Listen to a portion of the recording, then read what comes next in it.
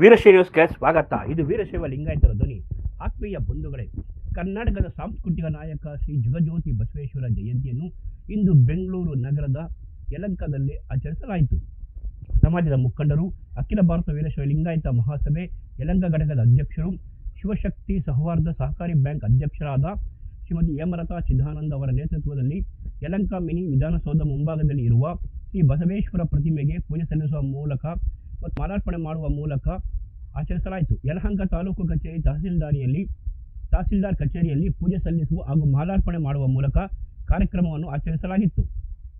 ಇದೇ ಸಂದರ್ಭದಲ್ಲಿ ಅಖಿಲ ಭಾರತ ವೀರಶೈವ ಲಿಂಗಾಯತ ಮಹಾಸಭೆ ಬೆಂಗಳೂರು ನಗರ ಜಿಲ್ಲೆ ಉಪಾಧ್ಯಕ್ಷರಾದ ಶ್ರೀ ಮೋಹನ್ ಕುಮಾರ್, ವಿಜ್ಞಾನ ಜ್ಯೋತಿ ವಿದ್ಯಾಸಂಸ್ಥೆಯ ಸಾವಂದಯ್ಯನವರು, ಶ್ರೀಮತಿ ಪ್ರಭಾ ನಟರಾಜ್ ಮತ್ತು ಶ್ರೀ ಕಲ್ಲಪ್ಪನಮಣಿ, ಶ್ರೀ ಸೋಮಶೇಖರ್, ಚಂದ್ರಶೇಖರ್, ಮಲ್ಲಿಕಾರ್ಜುನ್, ಶಿವಕುಮಾರ್ ಗೌಡ, ಶ್ರೀ ರವಿ ಕೆಂಪನಹಳ್ಳಿ, ದಾನಪ್ಪ, ಶ್ರೀಮತಿ ಅಂಬಿಕಾ, ಶ್ರೀಮತಿ ಶೈಲಜಾ, ಶ್ರೀಮತಿ ಸುಮಾ ಹಾಗೂ ಸಾರ್ವಜನಿಕರು ಭಾಗಿಯಾಗಿ ಕಾರ್ಯಕ್ರಮವನ್ನು ಯಶಸ್ವಿಯಾಗಿ ಆಚರಿಸಿದರು.